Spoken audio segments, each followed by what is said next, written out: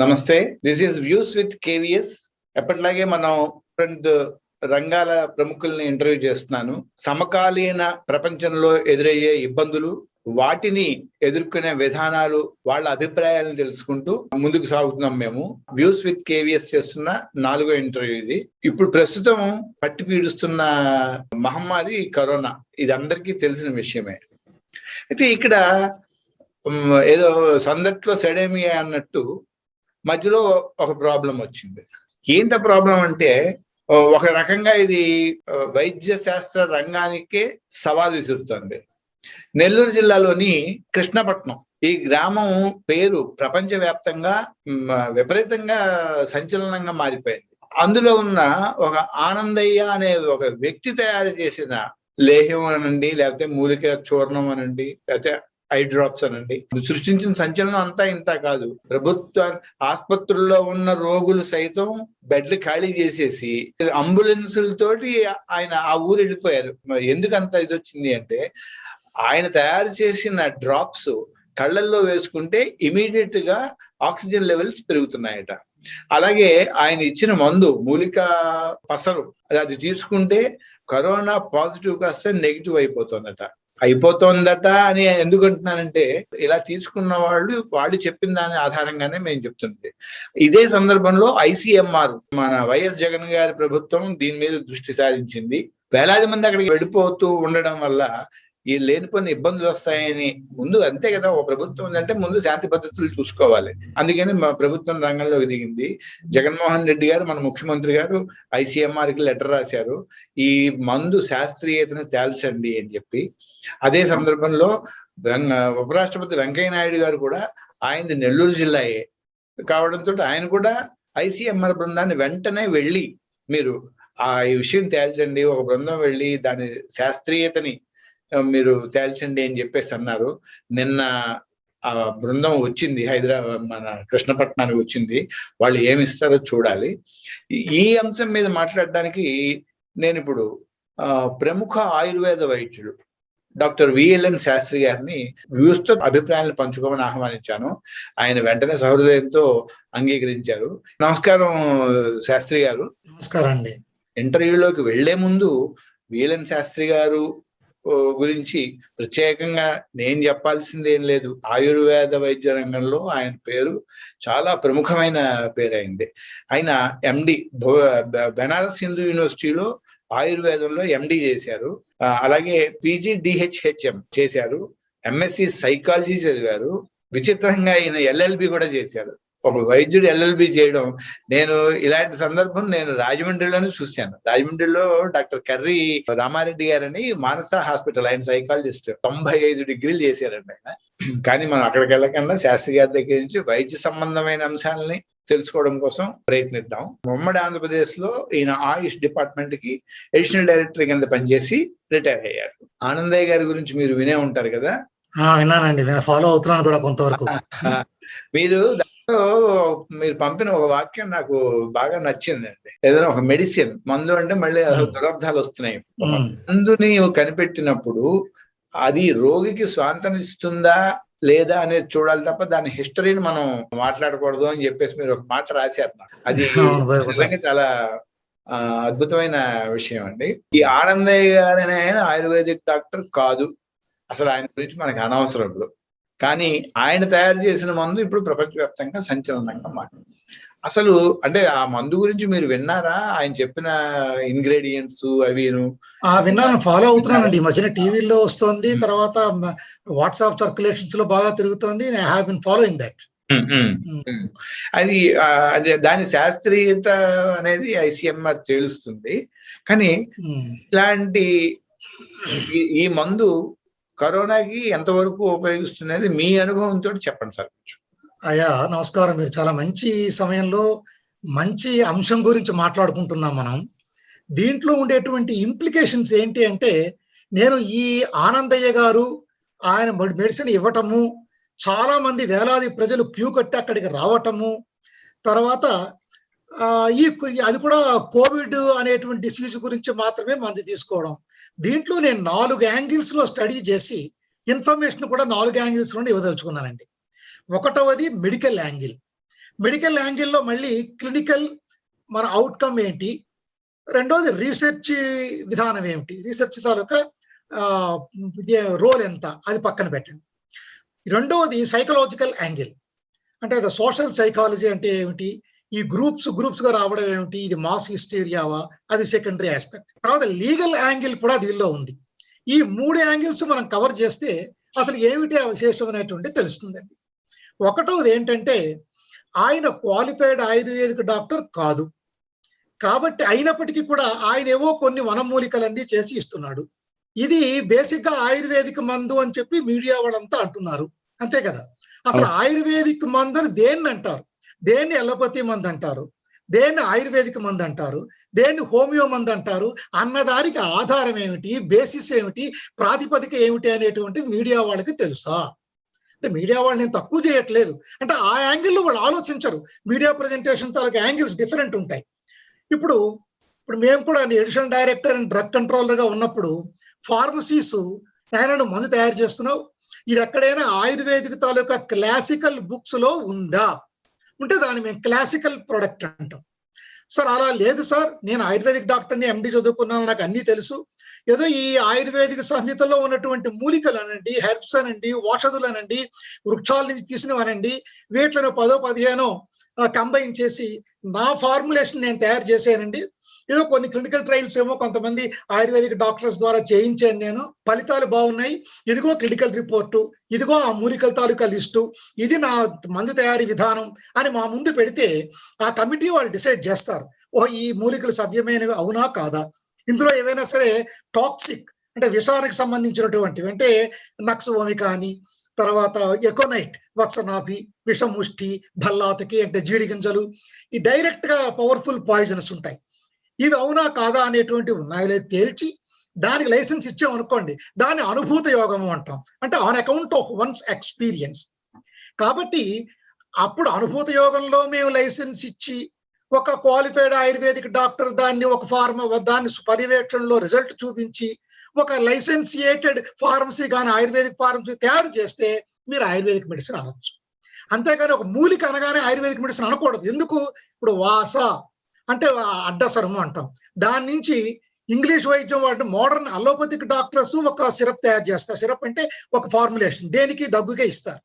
మేము వాస స్వరసం కానీ కషాయం కానీ ఇవి కూడా మేము దగ్గుకే ఇస్తాం. అలాగే హోమియోపతి వాళ్ళు దానిని తయారు చేసుకోవచ్చు. అంటే ఒక వనమూలికని డిఫరెంట్ సిస్టమ్స్ ఆఫ్ మెడిసిన్స్ వాళ్ళ ఫార్మసీ ప్రాతిపదికగా మందులు తయారు చేస్తారు, అప్పుడు అది ఆ మందు అవుతుంది. ఇది అలోపతికి మందా అంటే దాన్ని బట్టి నేను ఇస్తాం. ఇప్పుడు అందరూ కూడా ఇది ఆయుర్వేదిక్ మందు అని అంటున్నారు. అసలు ఆ మందు ఆ పదం ఇక్కడ ఫిట్ అవుదని నేను అంటాను. ఎందుకంటాను?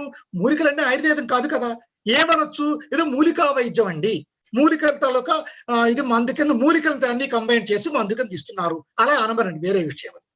ఎందుకంటే ఆయన చెప్పినటువంటి 16 మూలికలు ఎన్నో ఉన్నాయని చూశాను, అందులో బెల్లం ఉంది, తేనె ఉంది, మిరియాలు ఉన్నాయి, చాలా హెర్బ్స్ అన్ని ఉన్నాయి. అన్నీ కలిపి ఒక ఫార్ములేషన్ లో మందు తయారు చేయడం అనేటువంటిది ఆయుర్వేదిక్ పుస్తకాల్లో ఎక్కడా లేదు, క్లాసికల్స్ లో కూడా. ఇంకోటి చెప్పవలసింది ఏంటంటే ఆయుర్వేదిక్ లోను భైషజ కల్పనాన్ని మందు తయారీ ఉంటుంది. అంటే ఇప్పుడు చూడండి, టాబ్లెట్ ఫార్మా, క్యాప్సూల్ ఫార్మా అని ఎట్లా అంటామో మేము కూడా అది ఆసవమా, అరిష్టమా అంటే ద్రాక్షారిష్ట, లేదా కనకాసవ అంటే అల్టిమేట్ గా చివరకు ఆ పేరు నిలుస్తుంది. ఆసవం తయారు చేసేటువంటి ప్రక్రియ వేరు, అరిష్టం తయారు చేసే ప్రక్రియ వేరు, చూర్ణం తయారు చేసేది టాబ్లెట్ ని వటి అంటాం, దాని ప్రక్రియ వేరు, కషాయాలు తయారు చేసే ప్రక్రియ వేరు, ఏమీ లేకపోతే ఇలా నూరిసి ముద్దలా ఇస్తే కల్కము అంటే పచ్చడి. ఇప్పుడు ఇది దేనిలోకి వస్తుందండి? ఇది ఆయుర్వేదిక మంది అంటున్నారు కదా, వీటిలో ఏ పేరు పెడతారు దీనికి? ఆయన కలకమా అంటే ఒక మంది కాదు, చాలా మందిని కలుపుతున్నాడు. సరే, అది ఒక యాంగిల్. ఇప్పుడు రెండోది ఏంటి అంటే ఆయన ఆ మంది ఇచ్చాడు, ఆయన ఇవ్వకూడదండి, అన్క్వాలిఫైడ్, ఇస్తే తగ్గదు. ఇక్కడ మనం ఆలోచించవలసిన లాజిక్ ఏంటి అంటే క్వాలిఫైడా అన్క్వాలిఫైడా అనేటువంటిది లీగల్ యాంగిల్. ఆయనకి మెడికల్ ప్రాక్టీస్ చేయడానికి ఆ సిస్టమ్ లో లైసెన్స్ ఉందా లేదా అన్నదానికి అది ఉపయోగపడుతుంది. మందు అందులో అయితే మందు ఉంది కదా, ఆయన సీక్రెట్ ఏం చెప్పట్లేదు. ఇప్పుడు హైదరాబాద్ లో చేప మందులో నేను చెప్పాను అన్నాడు. అలా అంటే అలా కుదరదండి అంటే లాయర్స్ ఏం సలహా ఇచ్చారు? మందు అనగా దాన్ని ప్రసాదం అను, ఎవడు నిన్నే అడగలేడు. ప్రసాదం అయితే మామూలుగా ఇచ్చుకునే హక్కు నీకుంది. భారతదేశంలో ఏ పౌరుడికైనా కాన్స్టిట్యూషన్ ఇచ్చిన రైట్ ఏంటంటే ఎవరి దగ్గరికి వైద్యం చేసుకుంటావు? ఏ సిస్టమ్ ఆఫ్ మెడిసిన్ ఫాలో అవుతావు? ఉపవాసాలు చేస్తావా? ఏమీ చేయకుండా నా అంతటి నేను అలా ఉపవాసాలు ఉండి ప్రాణాలు తీసేసుకుంటాను అన్నప్పటికీ కూడా అది ఒక క్రైమ్లోకి రాదు. ఇక్కడ ఒక ఆర్ఎంపి, ఒక డోలో 650 అంటే పారాసిటమాల్ ఎవరికైనా ఇచ్చాడు, ఒక ఎఫ్ఆర్సిఎస్ ఇచ్చాడు. ఎవరిచ్చినా అది యాంటీపైరెటిక్, జ్వరాన్ని తగ్గించేది. అయితే ఏమిటి, ఈ ఆర్ఎంపీకి జ్ఞానం ఉండదు కాబట్టి దాని టాక్సిసిటీ ఎంత, డోసేజ్ ఎంత, రోజు మొత్తం మీద ఎంత ఇవ్వాలి, ఏ అదర్ డ్రగ్స్ కాంబినేషన్స్ లో ఇవ్వకూడదు, ఇవన్నీ వాళ్ళకి తెలియవు. అది క్వాలిఫైడ్ వాళ్ళకి, ఎడ్యుకేటెడ్ వాళ్ళకి తెలుస్తాయి. అంతేకాని అది పనిచేయదు, యూజ్లెస్ అనకూడదు. ఇక్కడ అలాగే ఈయన వాడినటువంటి మందులన్నీ మనం అనలైజ్ చేస్తే నాకునేటువంటి జ్ఞానం ప్రకారం అందులో యాంటీపైరెటిక్ జ్వరాన్ని తగ్గించే మూలికలు ఉన్నాయి, యాంటీ ఇన్ఫ్లమేటరీ వాపును తగ్గించే మూలికలు ఉన్నాయి, యాంటీ టస్సివ్ దగ్గును తగ్గించేవి ఉన్నాయి, అలాగే యాంటీ డిస్రిక్ అంటే ఆయాసం అంటాం కదండి, దాని శ్వాస అంటాం ఆయుర్వేదిక్ లో, ఆ డ్రగ్స్ ఉన్నాయి.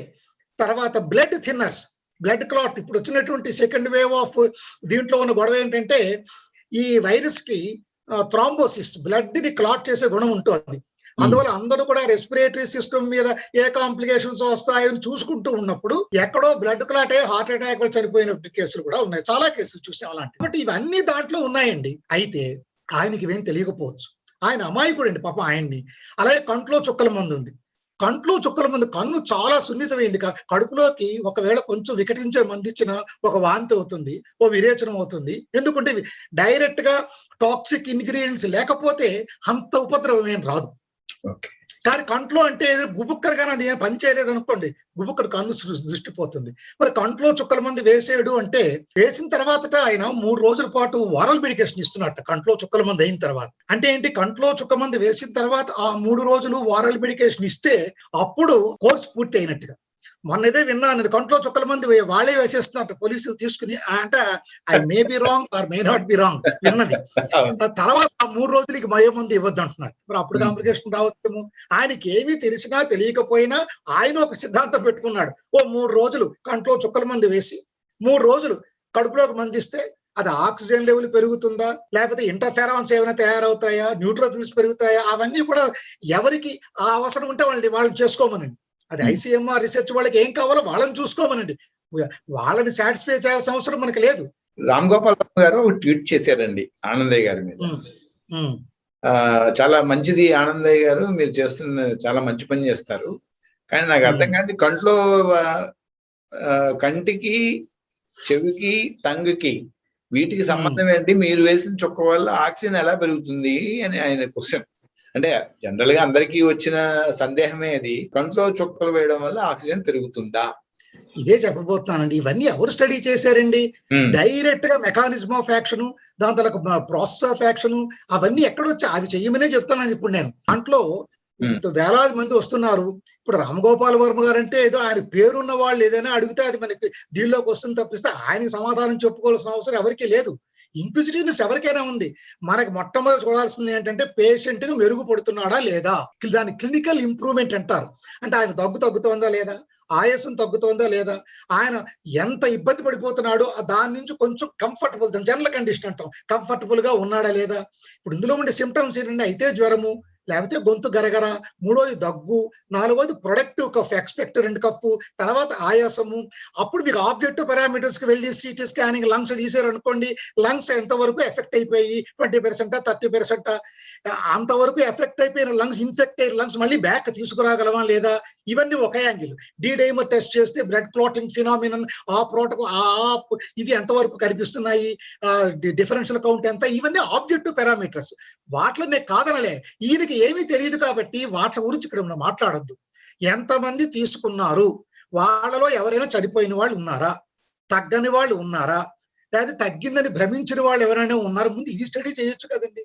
ఆయన అబ్స్ట్రక్ట్ చేయాలా అంటే ఆపేయాలా, ఆయన ఎలా చేయాలా, అది మొదటి ప్రశ్న. నేను అంటున్నది ఏమిటి అంటే, ఆయన అసలు మొట్టమొదట నేను ఆయుర్వేదిక్ డాక్టర్ కాదు అని ఆయన ఒప్పుకుంటున్నాడు కదా, క్వాలిఫికేషన్ ఏంది ఉన్నదని అబద్ధం ఆడలేదు కదా, తర్వాత సీక్రెట్ ఏం లేదు కదా, ఇంగ్రీడియంట్స్ ఉన్నాయి కదా. మరి మా ఆయుర్వేదిక్ డాక్టర్స్ ద్రవిగుణ వాళ్ళు, రసశాస్త్ర వాళ్ళు, కాయ చికిత్స వాళ్ళు, మా రెస్పెక్టెడ్ డైరెక్టర్ గారు అందరూ వెళ్ళారు అంటున్నారు కదా. సరే, ఎవరి యాంగిల్లో వాళ్ళు దాన్ని పెరూజ్ చేశారు. ఇమ్మీడియట్ గా టాక్సిన్స్ లేవు కాబట్టి కొంతమంది పేషెంట్స్ లో, ఇది పేషెంట్స్ కి ఎలా ఇస్తామని అడగొచ్చు మీరు. అన్నోన్ డ్రగ్ అయితే ఇది అందులో డ్రగ్స్ నోన్ డ్రగ్స్, దానికి దేనికి ఇమీడియట్ కాంప్లికేషన్స్ లేవు. మరి ఆల్రెడీ ఇచ్చేసాడు కదండి, చాలా మందికి తెలుసో తెలియకో ఇచ్చాడు కదా. ఇచ్చిన వాళ్ళకో ఎవరైనా సరే కాంప్లికేషన్స్ వచ్చాయని ఎవరైనా నోటీస్ చేశారు. అలా చేసినప్పుడు ఆ లెక్క వేరు. ఇప్పుడు నేనేమంటానంటే ఇవ్వమనండి, ఆయుర్వేదిక్ స్పెషలిస్టులు, గవర్నమెంట్ ఆయుర్వేదిక్ డిస్పెన్సరీ నెల్లూరులో ఉండొచ్చు, దగ్గరలో ఉండొచ్చు, డిస్ట్రిక్ట్ ఆయుర్వేదిక్ హాస్పిటల్ కూడా దగ్గరలో ఉండొచ్చు, ఆయుర్వేదిక్ టీచింగ్ హాస్పిటల్ ఉండొచ్చు. వీళ్ళందరూ కూడా కొన్ని ప్రోటోకాల్స్, క్లినికల్ ప్రోటోకాల్స్ ఫాలో అవుతూ టెస్ట్ చేయమనండి. రెండు మనం ఏమైనా వకాలత్ తీసుకోవద్దు. పాజిటివ్ యాక్షన్ ఎంతవరకు వచ్చింది, నెగిటివ్ సైడ్ ఎఫెక్ట్స్ ఏమొచ్చింది, మళ్ళీ ఆ సైడ్ ఎఫెక్ట్స్ కాంప్లికేషన్స్ రెండు రకాలుగా విడదీయొచ్చు. ఇమీడియట్ గా ఏం సఫర్ అవుతున్నారు అనేది ఒకటి, ఏదో 10 ఏళ్ళ తర్వాత లివర్ ఎలా ఉంది, 20 ఏళ్ళ తర్వాత రెటీనా పాడైందా లేదా, 30 ఏళ్ళ కిడ్నీ డ్యామేజ్ అయిందా లేదా, అది ఇప్పుడు అప్రస్తుతం. అవన్నీ రీసెర్చ్ యాంగిల్. ఇప్పుడు నోబెల్ ప్రైజ్ ఇవ్వాలంటే ఇలాంటివన్నీ చూసుకోవాలి. నేను అవన్నీ చెడు అనట్లేదు, అవన్నీ వేస్ట్ అనట్లేదు, బేకార్ అనట్లేదు. ఐసీఎంఆర్ తాలూకు రోల్ ఇప్పుడు కాదు, వాళ్ళు స్టడీ చేయమనండి. అంతేగాని ఐసీఎంఆర్ స్టడీ చేసేసి ఇందులో ఏదో 1 of the ingredients out of 16 ingredients is very toxic and it is nephrotoxic అని ఇచ్చినంత మాత్రం చేత అది we are not bound by that, it is not binding on us. మాకేమిటంటే ఎనీ లా, చట్టం ఎక్కడైనా సరే కోవిడ్ పేషెంట్లని క్వాలిఫైడ్ ఆయుర్వేదిక్ డాక్టర్లు ట్రీట్ చేయడానికి వీలు లేదు అన్నాదా? అనలేదు. చెయ్యొచ్చు. అయితే మేము చేయవలసింది ఏంటి, కేవలం we have to stick to the ayurvedic medicine. కాబట్టి అది క్వాలిఫైడ్ ఆయుర్వేదిక్ డాక్టర్లు అలా ఆలోచించాలి. ఈయనేం ఆలోచించాలి చెప్పాలంటే, ఒక అమాయకుడు మంచివాడు, ఆయనకి లా ప్రకారం ఆలోచిస్తే ఎవరినైనా హాని చేద్దాం అనేటువంటి ఉద్దేశంతో మొదలెట్టాడా, కమర్షియల్ యాంగిల్ లాభాలు పొందుదామనే ఉద్దేశంతో మొదలెట్టాడా? ఆ రెండూ లేవు కదండి. ఇప్పుడు ఎంతసేపు మనం బయాస్డ్ గా ఏమిటి ఇది, ఎందుకు ఏంటి, చదువుకోని వాడేమిటి, మూలికలు ఏమిటి అని కొంతమంది ఆలోచిస్తారు. అసలు ఆయుర్వేదం పేరు చెప్తేనే అసహించుకునేటువంటి వాళ్ళు చాలా మంది ఉంటారు. అది వీళ్ళు వాళ్ళు అనను, అది ఎవరి జ్ఞానానికి వాళ్ళకి వదిలేద్దాం. ఎంతో మంది FRCSలు, చాలా సూపర్ స్పెషలిస్ట్ ఆఫ్ ఎల్లోపతి రోజు మేము మాట్లాడుకుంటూ ఉంటాం. అయ్యా మా పరిమితులు ఇవి, మీ పరిమితులు అవి, ఎవరి నుంచి మనం ఏం ఎక్స్చేంజ్ చేసుకుందాం. అది కరెక్ట్ విజ్ఞాన జిజ్ఞాస, పిపాస అవలాంటి ఉండాలి. కాబట్టి ఇక్కడ మనం మెడికల్ యాంగిల్లో చూసే మాట ఉంటే, ఇది మనం క్లినికల్ కొంతమంది పేషెంట్లకి ఎవరైతే ముందుకు వస్తారో, బలవంతంగా ఎవరికి ఇవ్వద్దు, వచ్చేవాళ్ళు చాలా మంది ఉన్నారు. ఇప్పుడు మీ ఆంధ్రప్రదేశ్ ఆయుష్ డిపార్ట్మెంట్ దాని మీద స్టడీ చేసింది, ఆల్రెడీ స్టడీ చేసి రిపోర్ట్ కూడా ఇచ్చింది గవర్నమెంట్ కి. ఇంతవరకు మందు తీసుకున్న వాళ్ళ ఎవరికి ఎటువంటి సైడ్ ఎఫెక్ట్స్ లేవు అని. Very good. అంతేకాదు ఇమీడియట్ గా స్టడీ అంటే అదే కదా, దీంట్లో ఎవరు చేయలేరు, ఇదేం చేయమని చెప్తున్నాను.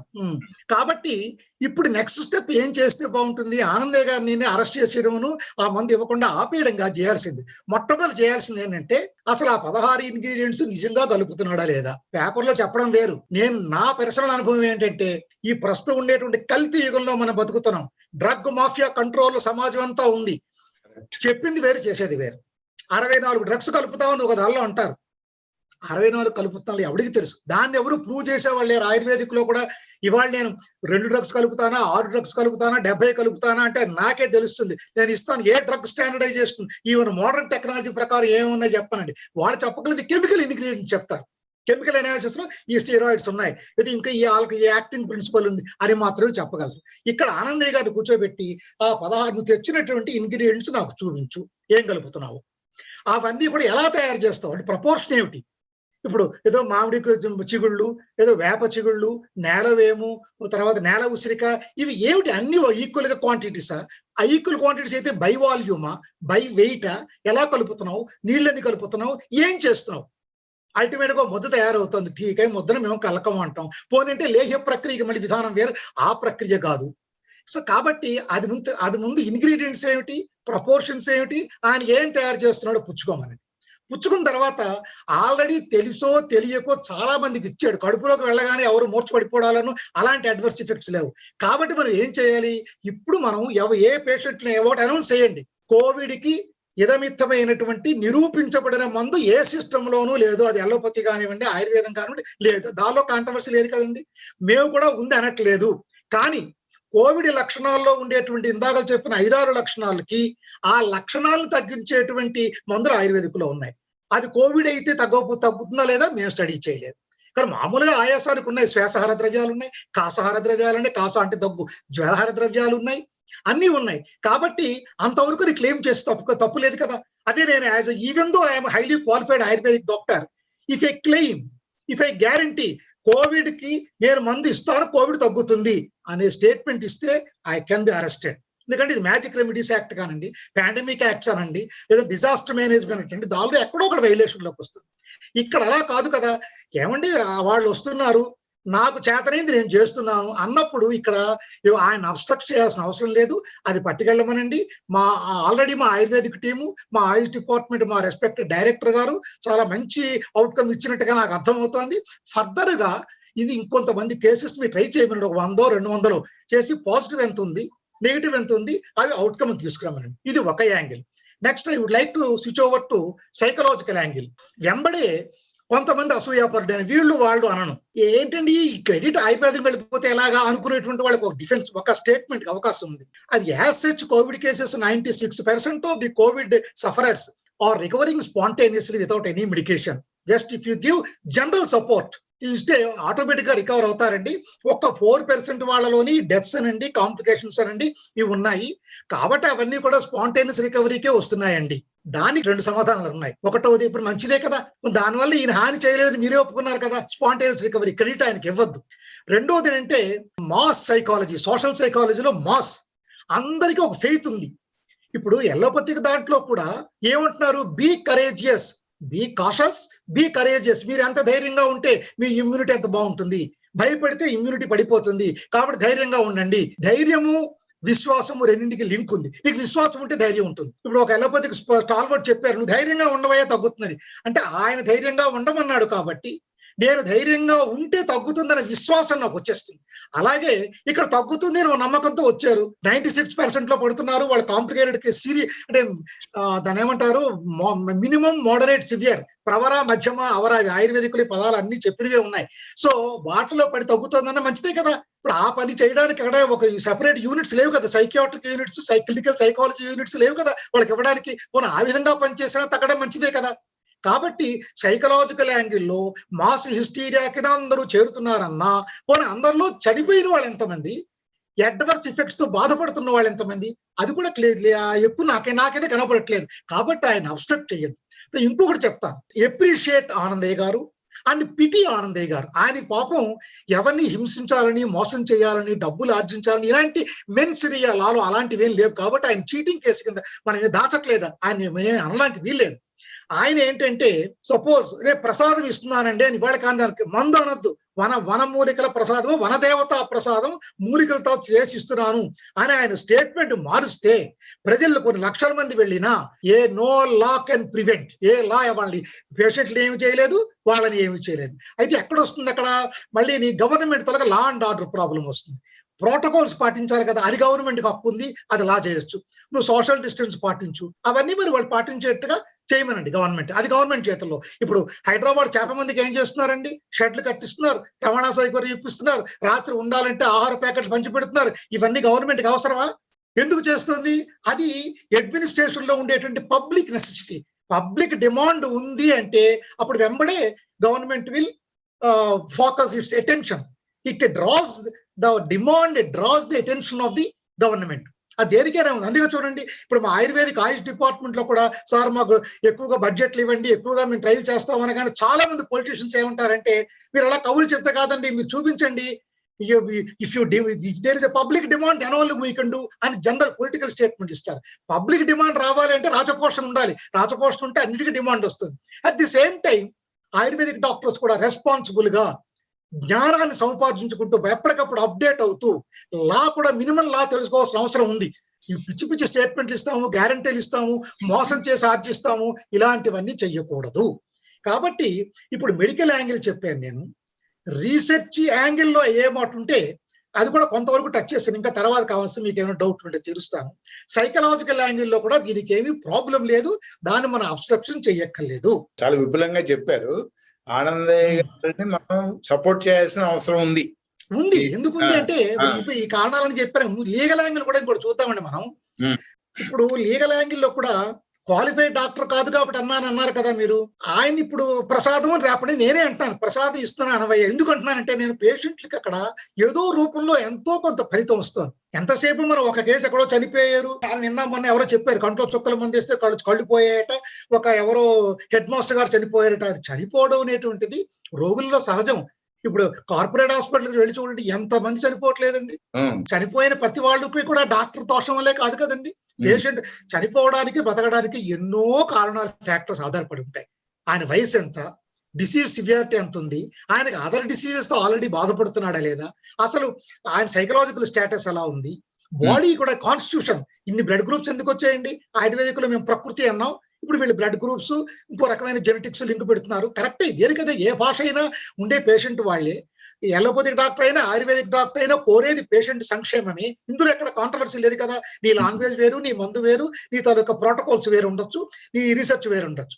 కాబట్టి ఇప్పుడు ఏ యాంగిల్ చూసినా ఏ లా కూడా ఆయన ఇబ్బంది పెట్టకుండా ఉండాలంటే ఇవాళ నుంచి ప్రసాదము అని చెప్పి, అయ్యా వెంకటయ్య గారు నా మాట అంటూ వింటే మీరు వనదేవత ప్రసాదం ఇస్తున్నామనండి. ఇష్టం ఉన్న పేషెంట్లు వస్తారు, సోషల్ డిస్టెన్స్ మెయింటైన్ చేయండి, మాస్కులు పెట్టుకోండి. తర్వాత పోలీసు వాళ్ళు ఎవరో ఏదో కామెంట్ చేస్తున్నారని బాధపడద్దు. ఎల్లోపతిక్ డాక్టర్స్ ని వచ్చిన ఆయుర్వేదిక్ డాక్టర్లు చాలా మంది, ఆయుర్వేదిక్ డాక్టర్లు కానివ్వండి, ఆయుర్వేదిక్ అభిమానులు, ఆయుర్వేదిక్ లవ్వర్స్ అభిమానులు వేరు, ఆయుర్వేదిక్ క్వాలిఫైడ్ డాక్టర్స్ వేరు. ఏవేవో మీ ఐవర్మెక్టిన్ పనిచేస్తుందా, యాంటీబయాటిక్స్ ఇనిషియల్ స్టేజ్ లో ఎందుకు ఇస్తున్నారు అసలు మీరు, తర్వాత అలాగే కార్టిజోన్స్, స్టీరాయిడ్స్ ఎందుకు ఇస్తున్నారు? నిజమే, ఇప్పుడు ఎల్లోపతిక్ డాక్టర్స్ ముగ్గురునో నలుగురునో మీరు వీడియో క్లిప్పింగ్స్ ఇవాళ తీసుకుని చూడండి. వెరీ చాలా సీజ్ and highly qualified allopathic doctors. ఏ ఇద్దరి డాక్టర్స్ తాలూకా ప్రోటోకాల్, మెడిసిన్స్, క్లినికల్ అప్రోచ్ ఒక్కలా లేదు. కొంతమంది ఐవర్మెక్టిన్ స్టార్టింగ్ లో అది యాంటీ ప్రోటోజోవల్ మెడిసిన్, స్టార్టింగ్ లో 3 రోజులు ఇమ్మంటారు. అలాగే ఎజిత్రోమిసిన్ కొంతమంది, డాక్సిసైక్లిన్ కొంతమంది అది 5 రోజులు చాపి ఇమ్మంటారు. డోలో 650 స్టాండ్ బై కింద పెట్టుకోమంటారు. నిజమే, ఇవన్నీ కరెక్టే. అలాగే యాంటీ హిస్టమినిక్స్ ఇస్తున్నారు. స్టీరాయిడ్స్ కొంతమంది, స్టీరాయిడ్ తో మొదలెట్టమండి అని చెప్పే డాక్టర్లు నేను విన్నాను. ఇప్పుడు మీకు చూపించాలంటే మీరే ఎత్తుకోవచ్చు క్లిప్పింగ్స్. స్టీరాయిడ్ మొదటి 10 రోజుల్లో ఇస్తే ఇమ్యూనో సప్రెస్, ఇమ్యూనిటీ పాడైపోతుంది. అసలు మామూలుగా దేహం ఆ కరోనాని ఉండేటువంటి జనరల్ ఇమ్యూన్ సిస్టమ్ కూడా పనిచేయదండి అని కొంతమంది అంటారు. అక్కడ ఎలాగైతే ఈ విభేదాలు ఉన్నాయో, అక్కడ ఎలాగైతే వాళ్ళు చేయగలిగింది వాళ్ళు చేస్తారు, వాళ్ళని తప్పడం లేదు కదా. ఎనీ ఎమర్జెన్సీ ఆక్సిజన్ అడ్మినిస్ట్రేషన్ ఇవ్వమనండి, లైఫ్ లైన్ గ్లూకోజ్ లేని ఇవ్వమనండి, ఇంపార్టెంట్ ఇంజెక్షన్స్ ఇంట్రావీనస్ ఇవ్వమనండి, ఇవన్నీ కూడా వాళ్ళు వెల్ మెయింటైనింగ్. అప్పటికీ కూడా లేదు అంటే డాక్టర్స్ మాత్రం ఏం చేయగలరండి? ఏ డాక్టర్ ఎవరేమండి? అందులో డాక్టర్స్ వీళ్ళు తిడుతున్నారు. తిడితే నిన్ననే ఎవరికో ఒక మహా ప్రముఖులకి ఇండియన్ మెడికల్ అసోసియేషన్ వాళ్ళు లీగల్ నోటీస్ ఇచ్చారు, ఇష్టానుసారంగా తిడుతున్నాం మాట్లాడుతున్నాం. అది మేము మాట్లాడకూడదు. అలాగే ఎల్లోపతి వాళ్ళు చేస్తున్నారు కొంతమంది, వాళ్ళు అలా చేయకూడదు. ఎవరు చేసినప్పటికీ కూడా తప్పే కదా. డిగ్నిఫైడ్ లాంగ్వేజ్ మాట్లాడుకుందాం, అడగాలి ఎక్స్చేంజ్ ఆఫ్ వ్యూస్. మా దాంట్లో ఈ లెవెల్లో లేవండి, డైరెక్ట్ గా ప్రశ్న వేయకూడదు. ఏమంటే ఆక్సిజన్ లెవెల్ పెంచడానికి మీలో మందే ఉందండి, మాలో అలాంటి భాష ఉండదు, మా సంస్కృతం కదండి. లక్షణాలు, ఏ లక్షణం మీకుంది అంటే బాగా ఆయాస పడిపోతున్నాం అంటే, ఆయాస పడిపోతుంటే ఆక్సిజన్ తగ్గినట్లే కదా. ఆయాసాన్ని తగ్గించాము అంటే ఆ విధానం అవనండి, ఆ మందు అవనివ్వండి, మీకు ఆక్సిజన్ లెవెల్స్ పెంచినట్లే కదా. అలాగే ఆ మోడల్లోనే ఉండాలి. ఏమంటే మీ దానిలో యాంటీ టస్సిస్ ఏమున్నాయండి అంటే దగ్గును తగ్గించేవి. మేము కాసాహార ద్రవ్యం అంటాం. తులిసాకు ఇవ్వచ్చు, తమలపాకు ఇవ్వచ్చు, వెల్లుల్లిపాయ ఇవ్వచ్చు. తర్వాత బ్లడ్ థిన్నర్స్, ఇది మన ఏమిటి దాల్చిన చెక్క బ్లడ్ థిన్నర్, వెల్లుల్లిపాయ బ్లడ్ థిన్నర్, తర్వాత పసుపు బ్లడ్ థిన్నర్. కావలసిన ఇంట్లో మీరు ఎక్కువగా పసుపును, దాల్చిన చెక్క పౌడర్ ఎక్కువ వేసుకోవాల్సిన మిల్లీగ్రామ్స్ కాకుండా ఎక్కువ వాడి చూడండి, ముక్కులో రక్తం వస్తుంది మీకు. That is an indication that how haemorrhage is occurring. Haemorrhage అంటే ఆపోజిట్ థ్రాంబోసిస్ అంటే బ్లడ్ థిన్నర్. తులసాకులకు ఉంది ఆ క్వాలిటీ. కాబట్టి ఏ యాంగిల్ చూసినా మందు పనిచేయడానికి అవకాశం ఉంది. కాబట్టి ఆయన్ని మీరేం అనొద్దు ఆనందయ్యని. అయితే ఆనందయ్యకి ఇప్పుడు దగ్గరికి వేరే జబ్బులకు రావట్లేదు. He's not making any diagnosis, he's not giving any research comments ఏమి ఇవ్వట్లేదు. వాళ్ళు వస్తున్నారండి.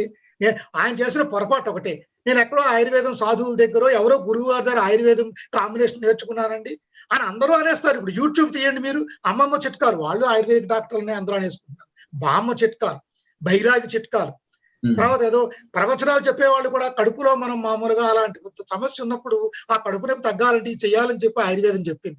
అంటే చాలా మంది దృష్టి ఏంటంటే వాళ్ళని విమర్శించట్లేదు, సనాతనంగా వచ్చినటువంటి ఏ ప్రయోజనకరమైనటువంటి ఆరోగ్య సూత్రమైన ఆయుర్వేదానికి ఆపాదించేస్తుంటారు.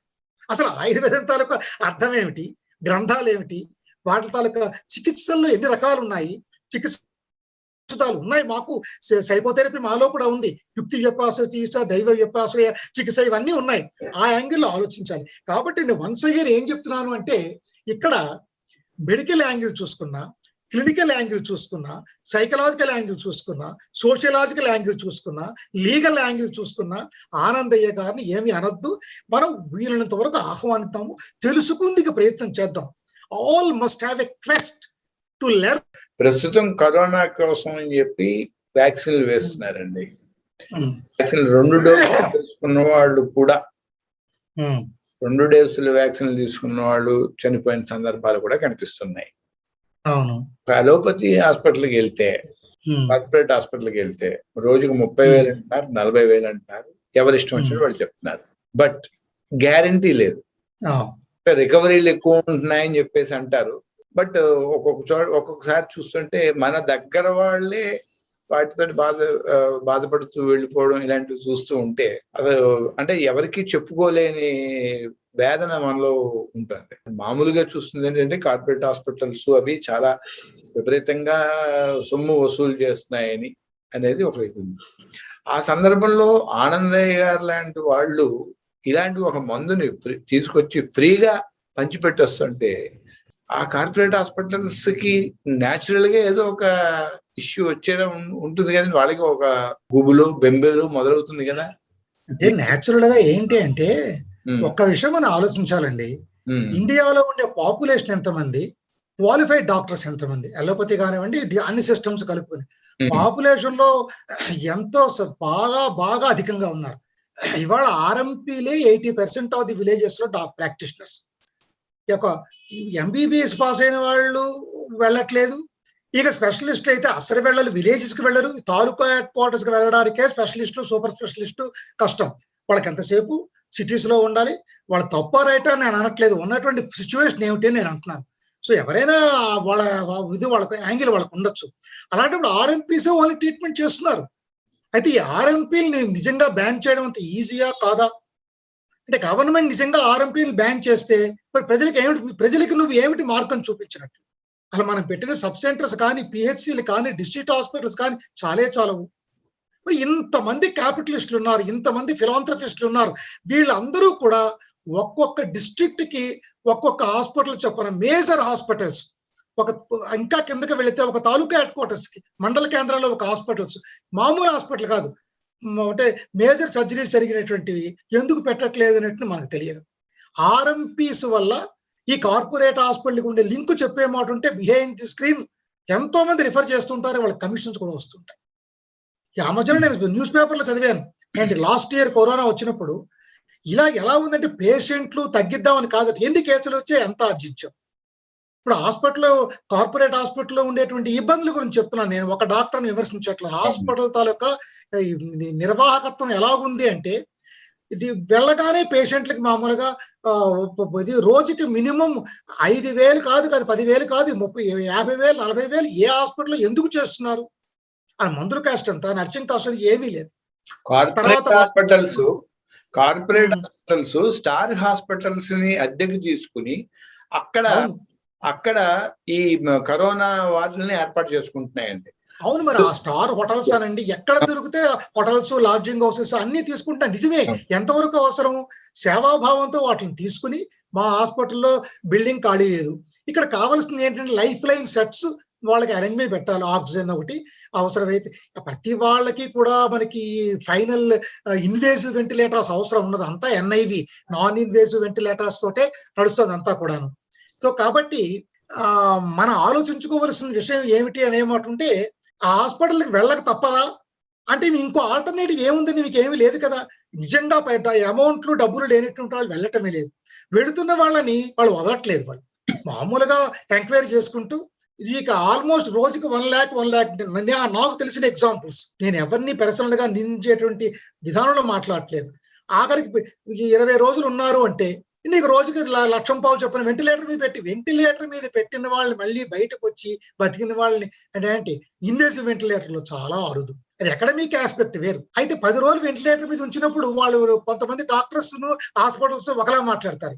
10 రోజులు అయిన తర్వాత మా ప్రయత్నం మేము చేసామండి, ఇక మీరు చూసుకోండి, ఎన్నాళ్ళు ఉంచినా ఇంతే అని, ఎప్పుడు మీరు తీసేసుకోవాలో వెంటిలేటర్ తీసేయమంటారో మీరే చెప్పండి. అంటే ఏమైంది అల్టిమేట్ గా ప్రజలకి? నీవు ఉన్న డబ్బులన్నీ ఖర్చు పెట్టుకున్నావు, ఇక డబ్బులు కూడా లేవు, 20 లక్షలు ఇచ్చావు, 20 రోజులు ఉంచావు హాస్పిటల్లోను, ఇంటికి ఏమో తెచ్చుకున్నావు? డెడ్ బాడీని తెచ్చుకున్నావు. మరి వాటితో కంపేర్ చేస్తే ఈ ఆర్ఎంపీలు నయం కదండి. కార్పొరేట్ హాస్పిటల్కి వెళ్ళి వెంటిలేటర్ మీద ఉండి నీ బంగారము, నగలు, బ్యాంకు బ్యాలెన్స్లు అన్ని అవగొట్టుకుని డెడ్ బాడీతో ఉండే కంటే డెడ్ బాడీని కూడా ఇవ్వట్లేదు. డెడ్ బాడీని ఎప్పుడు ఇస్తారు? వాళ్ళు ఆ డబ్బులు కడితేనే ఇస్తారంటున్నారు. మన సమాజంలో అంత విప్లవం రాదా? ఓకే, అందరూ కలిసి పబ్లిక్ అంతా కలిసి డెడ్ బాడీని మీరే ఉంచుకోనంటే ఏం చేయాలో బోధపడుతుంది వాళ్ళకి. కానీ అలా అనలేమో తెలుసు వాళ్ళకి. వీళ్ళందరూ ఈ సఫరర్స్ అందరూ కలిసి యూనియన్స్ లేవు కదండి, అనలేరు కదండి. ఇప్పుడు సెంటిమెంట్, భారతీయ తత్వం సెంటిమెంట్ తో కూడుకున్నది. చూస్తూ ఫైనల్ రైట్స్ చేయకుండా ఎవరు వదులుకోలేము. అలా మాట అనలేగదు కాబట్టే నేను ఒక ఉదాహరణ చెప్తానండి. నన్ను ఒక వ్యక్తి కొంచెం ఈ స్టేట్ లోనే వేరే ఊరు నుంచి ఫోన్ చేసి మాట్లాడారు. అయ్యా, మా అమ్మగారికి 50 సంవత్సరాలు ఆవిడికి అని చెప్పేసి లిటరల్ గా ఫోన్ చేసి ఏడ్చారండి. ఏడ్చి ఏమన్నారంటే, ఒక్క బెడ్ ఇప్పించండి సార్ గాంధీ హాస్పిటల్లో, నాకు ఈ కార్పొరేట్ హాస్పిటల్ నమ్మకం లేదు, గాంధీ హాస్పిటల్లో సూపరింటెండెంట్ గారు చాలా చక్కగా వైద్యం చేస్తున్నారట, చాలా చక్కగా ధైర్యం చెప్తున్నారట, నాకు అక్కడ ఒక్కటి ఇప్పించండి అన్నారు. సరే ఏదో అడుగుదాం అనుకుంటే, సరే వేరే తోడు చెప్పి, అంటే గాంధీ హాస్పిటల్ అంటే కష్టం అండి, మరో చోట పెడదాము ఏదో అని ప్రయత్నిస్తే వాళ్ళు అన్నారట, అప్పటిదాకా అబ్బాయి మీ అమ్మగారు చాలా కష్టం అండి, చాలా ఇబ్బందికరమైన పరిస్థితిలో ఉన్నారు అన్న వాళ్ళకి కాస్త పర్వాలేదండి, ఇంకో 2 రోజులు చూద్దాం, చూసిన తర్వాత షిఫ్ట్ చేద్దాం అన్నారట ఆ హాస్పిటల్ వాళ్ళు. ఇందులో చాలా ఉంటాయండి. ఇప్పుడు ఒక హైలీ క్వాలిఫైడ్ డాక్టర్స్ చాలా వాళ్ళ దగ్గర వెళ్ళినప్పుడు పేషెంట్ కి వేరే అదర్ చాయిస్ ఏముంటుందండి? మేము చాలా స్వీట్ గా మాట్లాడుతూ, డ్రమాటిక్ గా మాట్లాడుతూ మా గ్రిప్ లో తెచ్చుకోగలం, ఎందుకంటే మీకు అక్కడ అదర్ స్కోప్ ఉండదు. అందువల్ల ఏంటంటే ఇవాళ డిశ్చార్జ్ చేసేస్తే మీకు 2 లక్షలు మిగులుతాయి, మీ ఎల్లుండి చేస్తే ఆ 2 లక్షలు రోజుగా 1,00,000 చొప్పున వస్తాయి. అది మీకేం తెలుస్తుంది? జస్ట్ కామన్ గా అడుగుతాం, ఏమండి మీరు మరి అంతలాంటి చెప్పలేం కానివ్వండి, కానీ లేదంటే ఒక 2 days ఉండండి, కొంచెం అబ్జర్వేషన్ చేద్దాం అంటే మీరు ఏమంటారు? ఒక డబ్బులు కాకపోతే పోయే డబ్బులు, ఏదో అమ్మో, నాన్నగారు, తమ్ముడో, చెల్లి ఎవరెవరు ఉన్నారా, పోనీ సార్ డాక్టర్ గారు మీరు ఎలా చెప్తా అలాగే చల్లి 1 day చూద్దామండి అని డిశ్చార్జ్ చేసిన తర్వాత, ఉదయం డిశ్చార్జ్ చేస్తే రాత్రి 12 గంటల వరకు పేషెంట్ అక్కడ దేవుళ్ళు ఆడతాడు. ఇదేమి అడ్మినిస్ట్రేటివ్ మెకానిజం అండి? ఇంత టెక్నాలజీ పెరిగిందే, ఇంత కంప్యూటర్ యుగం అయిందే, ఇంత అంతా ఆన్లైన్ వచ్చిందే, డాక్టర్ డిశ్చార్జ్ రాసిన తర్వాత ఒక లెక్క పెట్టుకోవద్దంటే ఒక 2 hours లో ఎందుకు మనం పేషెంట్ పంపించలేమని సాయంకాలం వరకు కూర్చోబెడతారే, అది ఎందుకో తెలియదు. ఇక పట్టించుకోరు, ఎవరు సమాధానం చెప్పడు. ఆ బిల్లింగ్ సెక్షన్ అండి, ల్యాబ్ సెక్షన్ అండి, నర్సింగ్ సెక్షన్ అండి, మధ్యలో సూపర్ స్పెషాలిటీ వాళ్ళు వచ్చారు, వాళ్ళ బిల్స్ అండి ఏమిటో అంటుంటారు. ఇంతకనే coming back to the point, ఆర్ఎంపీలు ఎంతో మంది చేస్తున్నారు, వాళ్ళేమో క్వాలిఫైడ్ కాదు, జ్ఞానము లేదు, ఏమీ లేదు. ఏముందండి ఇప్పుడు ఎలా ఉందంటే నీకు ఫిలసాఫీగా అయిపోయింది అది, నీకు ఆయుష్ ఉంటే బతుకుతావు, తర్వాత ఏంటంటే నీ తాలూకా జీన్స్ ఎలా ప్రాంప్ట్ చేస్తాయి, నీ ఇమ్యూనిటీ నేను ఎలా ప్రాంప్ట్ చేస్తుంది, అల్టిమేట్ గా అదే సేవ్ చేస్తున్నట్టుకుంది. ఇప్పుడు ఈ సెకండ్ వేవ్ ఆఫ్, ఇప్పుడు ఎంతెందుకంటారు మీరు, డాక్టర్స్ లో కూడా ఇంటెలిజెంట్ డాక్టర్స్, ఎంతో మంది ప్రాణాలు కాపాడేటువంటి డాక్టర్స్ సరిపోయారండి, నాకు తెలుసు. ఎందుకు అంటే అది అప్డేట్ అవ్వడం అనేది ఫాస్ట్ గా అవ్వాలి. ఒకప్పుడు లాస్ట్ ఇయర్ కరోనాకి ఈ ఇయర్ కరోనాకి చాలా తేడా ఉంది. అంటే దాంట్లో ఇంపాక్ట్ అని థ్రెట్ చేయడంలో, లాస్ట్ ఇయర్ మీకు ఇంక్యుబేషన్ పీరియడ్ 14 రోజులు ఉండి, మీకు చోర్ థ్రోట్ స్టార్ట్ అయిన తర్వాత లంగ్ కి ఇన్ఫెక్ట్ వ్యాపించడానికి మీకు 1 వారం రోజులు 10 రోజులు టైం తీసుకునేది. ఇవాళ మీకు 2 రోజులు ఇంక్యుబేట్ అయిపోతుంది, సిమ్టమ్స్ తక్కువ ఉంటున్నాయి, కాన్సన్ట్రేషన్ అంతా లంగ్ మీద పెట్టే వాళ్ళకి యువత బ్లడ్ క్లాట్స్ వచ్చేసేసి అవతల లంగు 80% ఈజీగా ఎఫెక్ట్ అయిపోతుంది.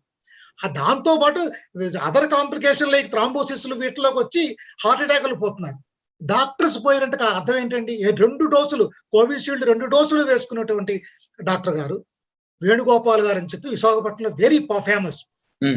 ఆయన చనిపోయినప్పుడు మన గౌరవనీయులైనటువంటి గవర్నర్ గారు, మాననీయులైనటువంటి చంద్రబాబు నాయుడు గారు కూడా ట్వీట్ చేశారంటే ఆయన తాలూకా సామర్థ్యాన్ని మీరు అర్థం చేసుకోవచ్చు, ఎంత పాపులారిటీ ఉంది ఆయన కూడా. ఆయన మా ఇంట్లో ఎంతో మందికి ప్రాణదాత, కోవిడ్ కి వచ్చినప్పుడు విశాఖపట్నంలో ఒక హాస్పిటల్ ఓఎస్డీగా ఉన్నప్పుడు ఆయన చాలా ఆయన చనిపోయాడండి, 2 కోవిషీల్డ్లు వేసుకున్నారు. అంటే చాలా మంది విజ్ఞులు అనడం ఏంటంటే ఆయన పర్వాలేదు, నా ఇమ్యూనిటీకి అంత ధోకా లేదు, కేర్ఫుల్ గా ఉన్నారని, తెలియకుండా ఏదో కాంప్లికేషన్ కొట్టేస్తుంది. 1 month Pinnacle hospital 5 star rate hospital ఉండిపోయారంటే అర్థం ఏంటి? కాబట్టి అప్డేట్ అవ్వడం కూడా ఒక అవసరము. Everyday monitoring for your information, నేను 26 కేసులు ఆన్లైన్ ప్రాక్టీస్ నేను. Only ayurvedic medicine. నేను ఎక్కడ సొంతంగా తయారు చేయడానికి ఓపిక లేదు నాకు. అందువల్ల బ్రాండెడ్ ఫార్మసీల్లో మా ఆయుర్వేదిక్ సమితిలో చెప్పినట్టుగా దోష ప్రధానం, అది వాతదోష ప్రధానమా, పిత్తజమా, కఫజమా, లక్షణాలు ఏమిటి, ఏ సిస్టమ్ ఎక్కువ ఇన్వాల్వ్ అవుతోంది, ఎవ్రీడే మానిటరింగ్, నిన్న ఉన్న లక్షణాలు ఏమిటి, ఇవాళ ఎందుకు మా వాళ్ళకి మాట్లాడుతాం, మాకేం లేదండి అన్నావు, ఊరుకో, మేము స్పెసిఫిక్ అడుగుతాం.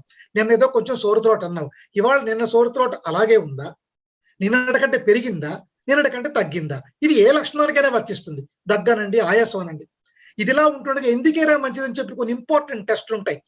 జనరల్ సిబిపి ఒకటి, తర్వాత సిబిపి అండ్ ఈఎస్ఆర్, అలాగే D dimer test, blood clotting phenomenon indicate చేసేటువంటివి. అలాగా కొన్ని తర్వాత సి-రియాక్టివ్ ప్రోటీన్.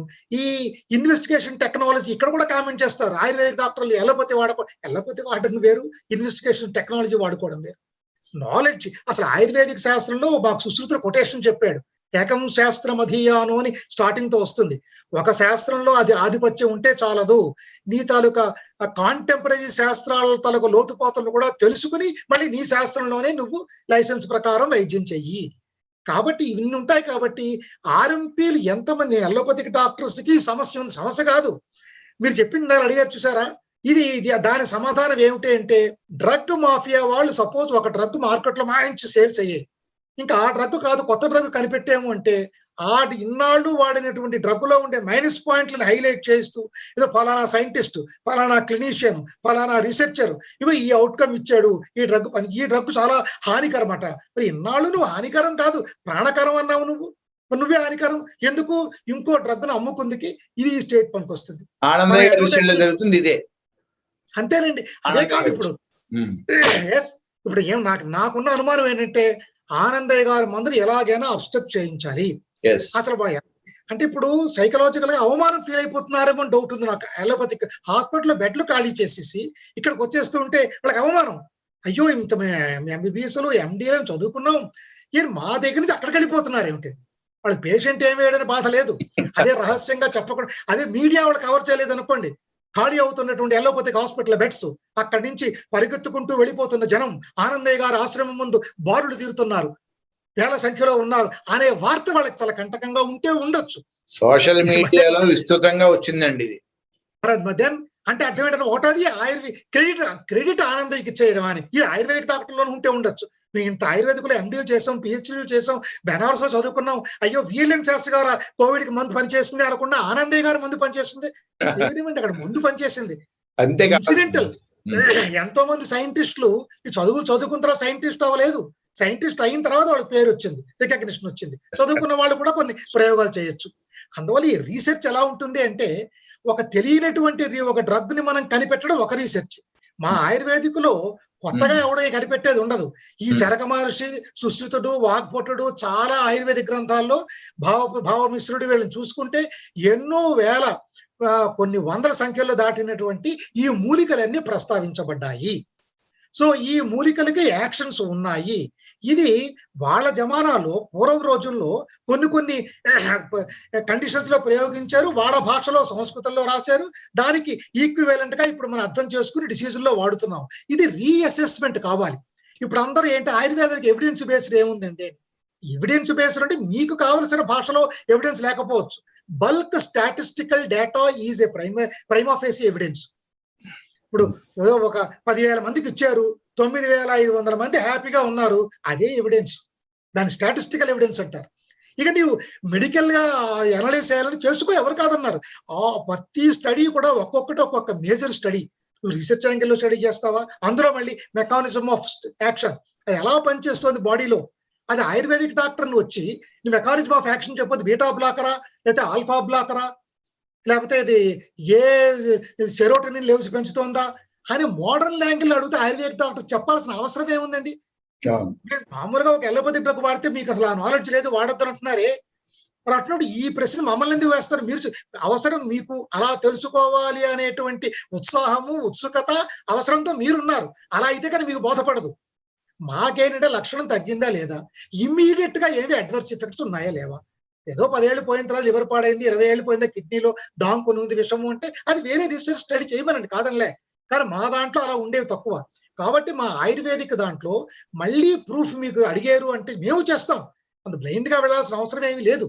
సో అది రీఅసెస్మెంట్, రీవాలిడేషన్, అండ్ దెన్ అప్పుడు మీరు అంటే పాస్ట్ దాన్ని మళ్ళీ సర్ఫేసింగ్ అవుట్, రీఇవాల్యుయేషన్ చేస్తున్నది. Yes, చెప్పాలంటే కొత్తగా కనిపెట్టినటువంటి సెర్చ్ కాదు ఇది. ఫస్ట్ టైం కనిపెట్టినటువంటి రెవల్యూషనరీ సెర్చ్ ని అందరూ రీసెర్చ్ అనుకుంటారు, అది కాదు. అది రీఇవాల్యుయేషన్. ఎందుకు? ఆ రోజుల్లో ఉండే మూలిక ఇది అవునా కాదా? అసలు ఆ క్లైమేట్స్ వేరు.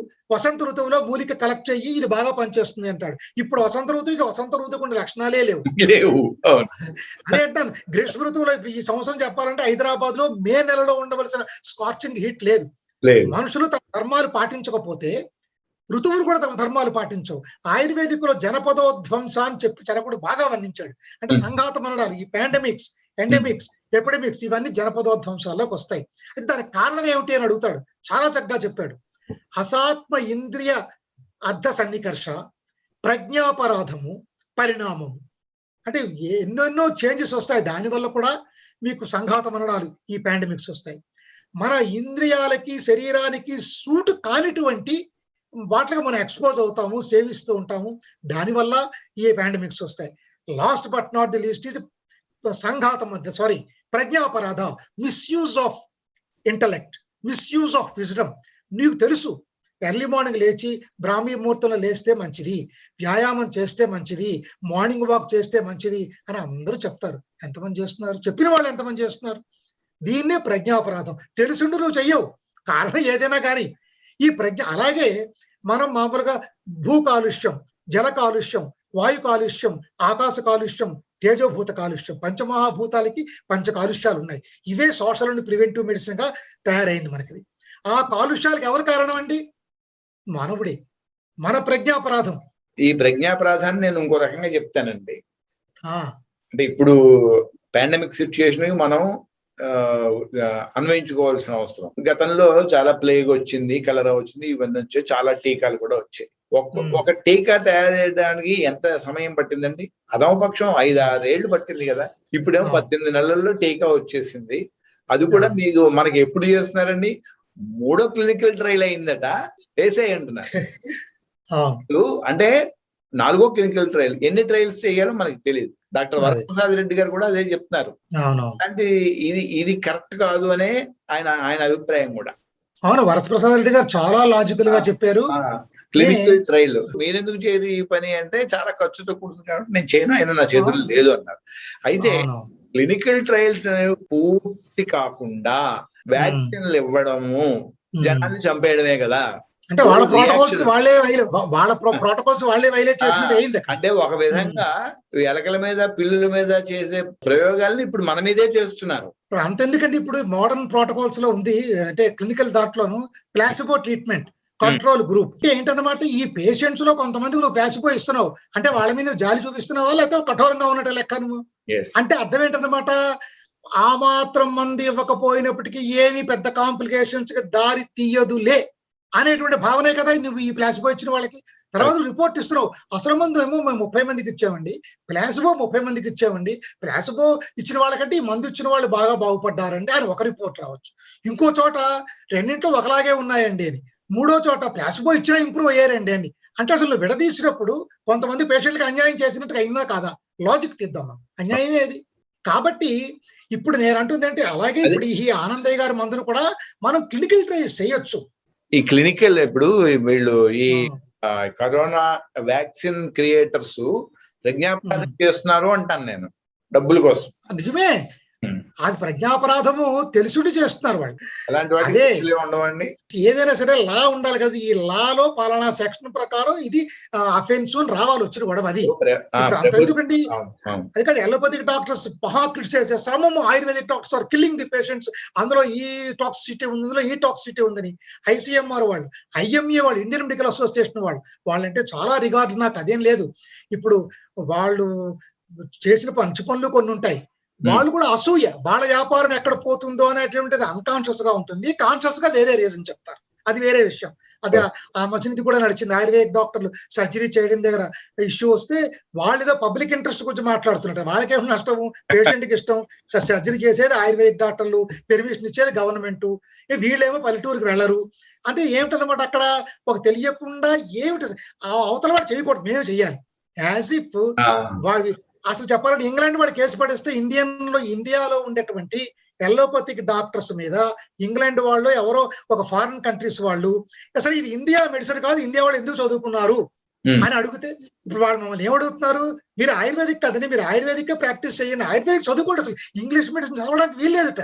ప్రాక్టీస్ పక్కన పెట్టండి, పుస్తకాలు వాడు పుస్తకాల షాపులోకి వెళ్ళి అమ్మినప్పుడు ఆయుర్వేదిక్ డాక్టర్ అయితే పుస్తకం అమ్మకూడదు, ఆ లెవెల్లో మాట్లాడారు మొన్న ఇండియన్ మెడికల్ అసోసియేషన్ వాడు. ఇదే విషయాన్ని ఒక బ్రిటన్ వాడు ఎల్లోపతిక్ డాక్టర్ అడుగుతాడు, ఇండియన్ అయ్యా, ఇండియాకు సిస్టమ్ ఉంది, ఆ సిస్టమ్ చదువు, అసలు నువ్వు ఎల్లోపతిక్ సిస్టమ్ ఎందుకు చదివావు, అక్కడ చదవాలంటే బ్రిటన్ రా అని ఎందుకు అడగలేదు, అప్పుడు వీళ్ళకి ఆలోచన ఎందుకు రాలేదు? అందువల్ల ఈ లాజిక్స్ పక్కన పెట్టండి.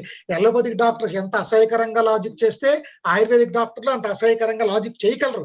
కానీ ఒకటి గుర్తుపెట్టుకోవాలి, మనం రాతల్లో రాసినప్పుడు మాట్లాడినప్పుడు కూడా భాష డెరోగేటరీగా, డిఫమేటరీగా, అబ్యూజింగ్ గా లాంగ్వేజ్ ఉండకూడదు. ఉంటే అప్పుడు ఇవన్నీ పక్కకు పోతాయి, డిఫమేషన్ కేసు నీ మీద పడుతుంది. ఇప్పుడు అదే జరిగింది లేటెస్ట్. ఆయుర్వేదిక్ డాక్టర్స్ అనండి, ఆయుర్వేదిక్ లవర్స్ అనండి, కొన్ని ఆవేశంలోనూ అసలు మర్చిపోయి కొంచెం అబ్యూజింగ్ గా మాట్లాడిస్తుంటారు. ఆ ఆర్ట్ ఆఫ్ కాన్వర్సేషన్ లేకపోవడాన్ని ఎల్లోపతిక్ associations for example Indian medical association, అవి ఉన్నంత స్ట్రాంగ్ గా ఆయుర్వేదిక్ అసోసియేషన్స్ లేవు అక్రాస్ ది కంట్రీ. ఉన్న వాళ్ళ గొడవ వాళ్ళది, ఏదో చిన్న చిన్న లెవెల్లో తప్పిస్తే. దీని ఆసరా చేసుకుని సరి అయినటువంటి కౌంటర్ రావట్లేదు కాబట్టి వీళ్ళ దగ్గర నుంచి వాళ్ళకి కొన్ని లాలో ఫిట్ కాకపోయినా ఆయుర్వేదిక్ డాక్టర్లు సైకలాజికల్ గా డౌన్ చేస్తున్నారు. ఈ ఆయుర్వేదిక్ డాక్టర్లకి కాన్ఫిడెన్స్ లెవెల్స్ తక్కువగా ఉంటున్నాయి. కాన్ఫిడెన్స్ లెవెల్స్ బాగుండాలంటే 3 ఉండాలండి. సబ్జెక్ట్ నువ్వు థరోగా ఉండాలి, ప్రాక్టీస్ కు సంబంధించినటువంటి బెటర్ నాలెడ్జ్ ఉండాలి, థర్డ్ మినిమం లా తెలియాలి, మనం ఏం మాట్లాడాలి ఏం మాట్లాడకూడదు. అది నీ logic, every logic is not a law. ఇప్పుడు ఐసీఎంఆర్ వాళ్ళు ఏం రిపోర్ట్ ఇవ్వనివ్వండి, గవర్నమెంట్కి ఐసీఎంఆర్ మేము నమ్ముతాము, అదే మాకు స్టాండర్డ్, వాళ్ళు ఇచ్చిన ప్రకారం మేమైతే ఆయుర్వేదిక్ డాక్టర్లో ఇది మందు ఇవ్వకూడదు అని ఒక చట్టం తీయమనండి. చట్టం is binding, law statute is binding on us. అంతేగాని వీళ్ళ కామెంట్రీస్, వీళ్ళ అబ్జెక్షన్స్ ఇవన్నీ మా మీద పని చెయ్యవు. ఈ సంగతి కూడా చాలా మంది ఆయుర్వేదిక్ డాక్టర్స్ తెలియదు. వాళ్ళు వద్దన్నారు కదండి, ఐఎంఏ వాళ్ళు అడ్డు పెడతారేమోనండి, ఐఎంఏ వాళ్ళు కొడతారేమోనండి అంటే ఇది మా అజ్ఞానం, మాకు తెలియక. గవర్నమెంట్ మాకు పర్మిషన్ ఇచ్చినప్పుడు ఎస్, గవర్నమెంట్ ఒక లా స్టాట్యూట్ తీయమనండి. ఇంకొకటి, ఒక్కొక్కప్పుడు గవర్నమెంట్ స్టాట్యూట్ కాన్స్టిట్యూషన్ లో ఉండే ప్రొవిజన్ వ్యతిరేకంగా కొన్ని రావచ్చు చట్టాలు. అప్పుడు కూడా కొంతమంది ఏం చేస్తారు, తెలిసి తెలియని జ్ఞానంతో అరే కాన్స్టిట్యూషన్ మాకు ఫేవరబుల్ గా ఉందండి, ఈ చట్టాన్ని మేము పాటించమండి. అలా కూడా కుదరదు. నీ కాన్స్టిట్యూషన్ వ్యతిరేకంగా చట్టం ఉంటే చట్టాన్ని ఛాలెంజ్ చేసుకో కోర్టులో ఛాలెంజ్, కోర్టుని కన్విన్స్ అయ్యి ఇది అన్కాన్స్టిట్యూషనల్ ఆర్డర్, గవర్నమెంట్ ఆర్డర్ అవనివ్వండి లేకపోతే యాక్ట్ అవనివ్వండి, ఏదేమైనప్పటికీ కూడా. అంటే మన కాలేజీ లెవెల్లో ప్రిన్సిపాల్ గారు సబార్డినేట్ స్టాఫ్ కి ఇచ్చే మెమో మొదలుకొని, గవర్నమెంట్ వాళ్ళ జీవో మొదలుకొని, ప్రభుత్వం వాళ్ళ యాక్ట్, స్టేట్ గవర్నమెంట్ యాక్ట్ మొదలుకొని, సెంట్రల్ యాక్ట్ అయినా ఇవన్నీ అన్కాన్స్టిట్యూషనల్ గా ఉంటే చెల్లవు. అయితే చెల్లవని నిర్ధారణ అయిన తర్వాతే నువ్వు ఫ్రీగా ఉండగలవు, అంతవరకు నీ మీద వర్తిస్తుంది. కాబట్టి ఈ యాంగిల్స్ ఉంటాయి.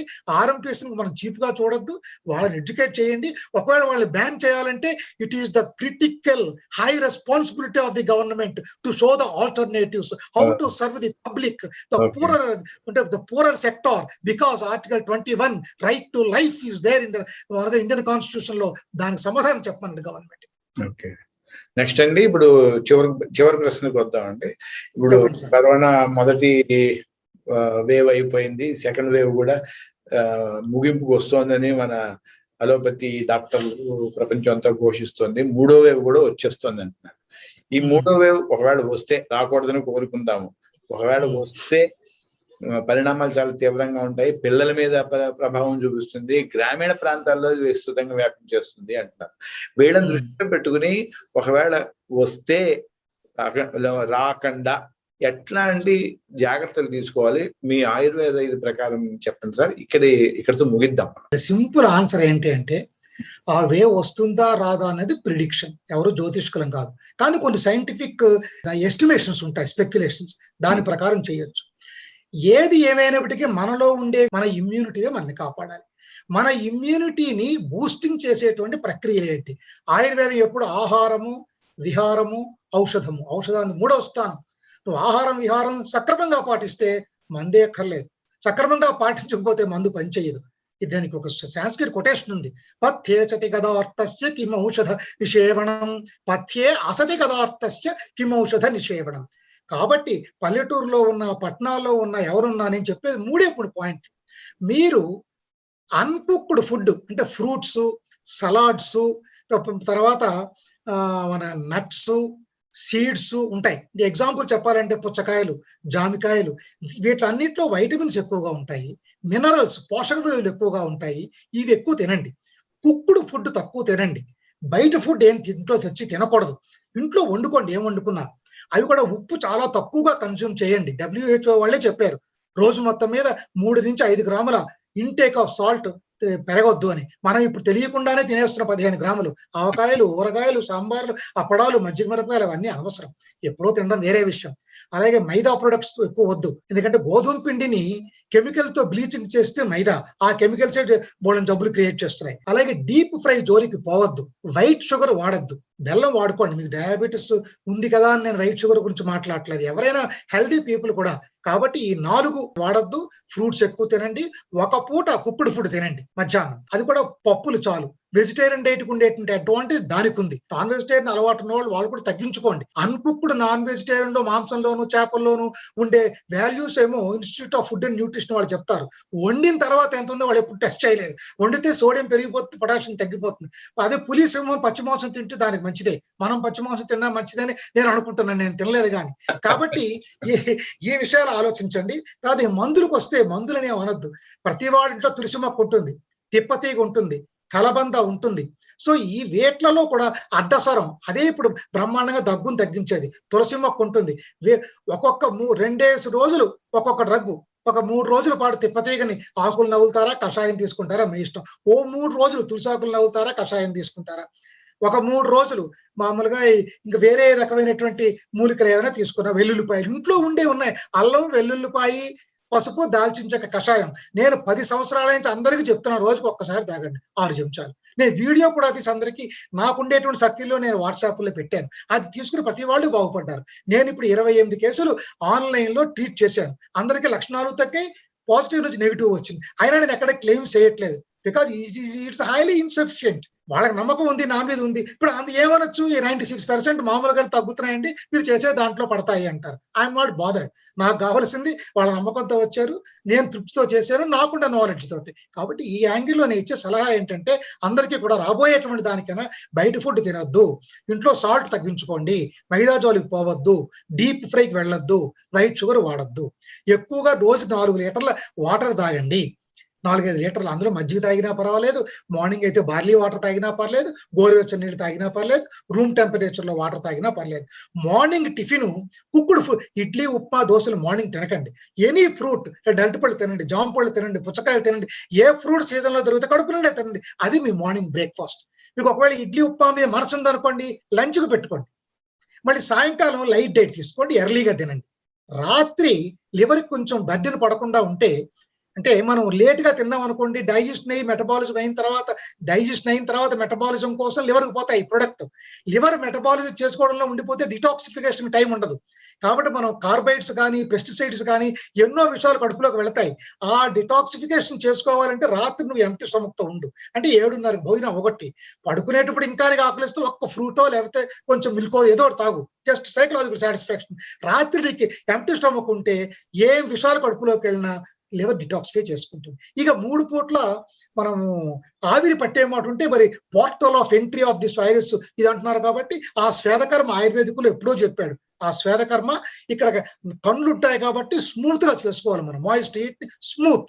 ఇది కూడా ఇంపార్టెంట్ ఆర్గాన్స్ లో ఓవర్ హీట్ పెట్టకూడదు. ఇది స్వేదకర్మ నిషేధం. అది చేసుకోండి. తర్వాత మన ఈ అల్లం చాలా మంచిదండి. అల్లాన్ని శుభ్రం కడిగేసి చిన్న చిన్న ముక్కలు చేసుకుని దాన్ని కొంచెం వేడి చేసి ఉప్పులో అద్ది నోట్లో నవ్వులుతూ ఉంటే ఎలాంటి సోర్ త్రోట్ అయినా డెకడ్రాన్ ఇంజెక్షన్ ఇచ్చినట్టుగా మీకు తగ్గిపోతుంది. ఇది నా స్వానుభవం. ఎంతమందికి చెప్పాను. 20 అల్లం మొక్కలు పెట్టుకోండి. ఉదయం నుంచి రాత్రి లోపల గంట ఒక అల్లం మొక్క నవ్వలండి చాలు. కాబట్టి ఈ మెజర్స్ ఫాలో అవ్వండి. అయినప్పటికీ కూడా కడుపులోకి వెళ్ళదు అని లేదు. ఇప్పుడు ఈ కోవిషీల్డ్ అని తీసుకున్నా నీ బాడీలో మిలిటరీ ఫోర్స్ తయారవుతుంది ఎనిమికి. కానీ ముక్కులోంచి ఎంటర్ అవ్వాలని ఇప్పుడు ఇంట్లోకి దొంగ రాకూడదు.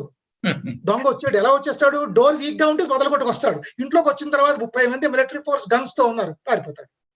కాబట్టి ఈ వ్యాక్సిన్స్ వేయించుకోవడం వల్ల మిలిటరీ ఫోర్స్ బాడీలో ఉంటుంది. ప్రవేశించడానికి ముక్కు దగ్గర ఏమని కవచం లేదు. కాబట్టి వైరస్ రానివ్వండి, వస్తే ఏమవుతుంది, లోపలికి రాగానే మన అస్సలు వ్యాక్సిన్ తీసుకోని వాడికంటే వ్యాక్సిన్ తీసుకున్న తర్వాత ప్రొడ్యూస్ అయినటువంటి ఇమ్యునలాజికల్ ఇది మెటీరియల్, అది యాంటీబాడీస్ అనండి, లేకపోతే ఇంకో సిస్టమ్ అనండి. ఎందుకు యాంటీబాడీస్ అనట్లేదంటే, ఒక ఎల్లోపతిక్ స్టాల్వర్ట్ ఏం చెప్పారంటే, వైరస్ కి ప్రొడ్యూస్ అయ్యే ఇమ్యూనిటీ యాంటీబాడీస్ మోడల్లో ఉండదట. ఇది ఇంకో రకంగా అది టీ లింఫోసైట్సా, బి లింఫోసైట్సా, ఎన్నెన్నో పేర్లు ఉంటాయి బయోకెమిస్ట్రీలో పెడితే. అందుకని చెప్పి మిలిటరీ ఫోర్స్ బాడీలోకి రాగానే చూస్తామో చాలా మిలిటరీ ఫోర్స్ ఉంది, అంతేరకు తగ్గిపోతుంది. కాబట్టి వ్యాక్సిన్ వేయించుకోండి, దానివల్ల నష్టం లేదు. కానీ మళ్ళీ మిగిలిన మెజర్స్ ఫాలో అవ్వండి. Be confident, be courageous, be cautious. రెండు ఇంపార్టెంట్. ధైర్యం ఇంపార్టెంట్, జాగ్రత్తలు ఇంపార్టెంట్. ధైర్యం ఉంది అంటే పాము పుట్లో వేలు పెట్టమని కాదు అర్థం, అది ధైర్యం అర్పించుతాం మరి. కాబట్టి ఇది నా తాలూకా సందేశం. ఓకే, ధన్యవాదాలు సార్. నమస్కారం. ఆనందయ్య గారి దగ్గర నుంచి కరోనా 3వ వేవ్ దాకా మనం మాట్లాడుకున్నాం. చాలా విషయాలు ఈ విషయంలో మనం మాట్లాడుకున్న విషయాల్లో కొంచెం కార్పొరేట్ హాస్పిటల్స్ కి నొప్పించే అంశాలు ఉన్నాయి, కానీ మనం ఏం చేయలేం. న్యూస్ పేపర్ లో చూసిందే కదండి. సార్ మీకు చాలా మంచి విషయాలు చెప్పారు. చివరిలో చెప్పిన విషయాలు చాలా ముఖ్యంగా ఈ వీడియో చూసిన వాళ్ళు పాటిస్తే 3వ కరోనా వేవ్ రాకూడదని కోరుకుంటున్నాము. ఒకవేళ వస్తే రాకుండా అడ్డుకునేలా చాలా చక్కటి సలహాలు చెప్పారు. ధన్యవాదాలండి మా ప్రేక్షకులకి మీరు చేస్తున్నాను. నమస్కారం అండి. నమస్కారం.